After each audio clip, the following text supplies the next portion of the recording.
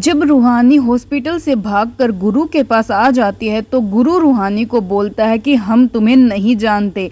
तब रूहानी गुरु से कहते हैं कि गुरु तुम ऐसा कैसे कह सकते हो कि तुम मुझे नहीं जानते, हमारी शादी हुई है। गुरु तब रूहानी को बोल देता है कि इन 6 महीनों में जो कुछ भी हुआ है मेरी याददाश्त खो चुकी है और अब मेरे साथ एक नई लड़की है तेजू, जिससे मैं शादी करने वाला हूँ। ये सब सुनकर एक बार तो रूहानी गुरु के ऊपर बहुत ही तेजी से भड़क जाती है और रूहानी उससे पूछती है कि जब तुम कुसुम माँ से मिले तो उन्होंने तुम्हें कुछ नहीं बताया।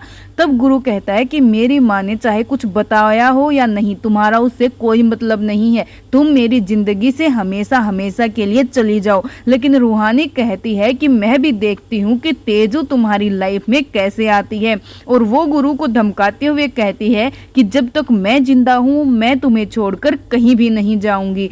आने वाले एपिसोड्स में आपको ट्विस्ट देखने को मिलेगा कि गुरु के परिवार वाले चाहते हैं कि तेजू और गुरु की शादी हो जाए, इसीलिए वो लोग गुरु पे दबाव डालते हैं ताकि वो रूहानी को अपनी लाइफ से और अपने घर से बाहर निकाल दे, जिसके कारण गुरु रूहानी को अस्पताल में ही छोड़कर वापिस आ गया था। लेकिन जैसे ही रूहानी को पता चलता है कि गुरु घर चला गया है तो रूहानी उसके पीछे पीछे घर तक आ जाती है। वहीं गुरु उसे बाहर ही मिल जाता है और गुरु उसे ताने देते हुए कहता है कि मैं नहीं चाहता कि तुम पीछे से कहते फिरो कि मेरी वजह से तुम्हारे सपने खराब हो गए।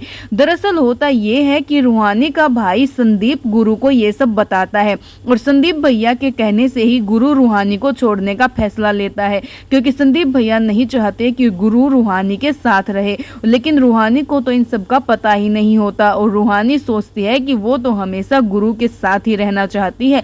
जैसे ही गुरु को अपनी कुसुम माँ मिलती है वो उसे सारी सच्चाई बता देती है कि रूहानी सिर्फ तुमसे ही प्यार करती है और रूहानी ने तुम्हारे लिए गिफ्ट भी बनाया था। लेकिन गुरु उन यादों के सहारे अपनी पूरी लाइफ काटने के लिए तैयार हो जाता है और वो सोचता है कि वो अब रूहानी को छोड़कर तेजू से शादी कर लेगा ताकि रूहानी अपनी लाइफ को अच्छे से एंजॉय कर सके और अपने सपनों को पूरा कर सके। लेकिन रूहानी तो हमेशा गुरु के साथ ही रहना चाहती थी और अब भी यही चाहती है। कमेंट करके आप बताएं कि आप गुरु को किसके साथ देखना चाहते हैं, रूहानी या तेजू के साथ।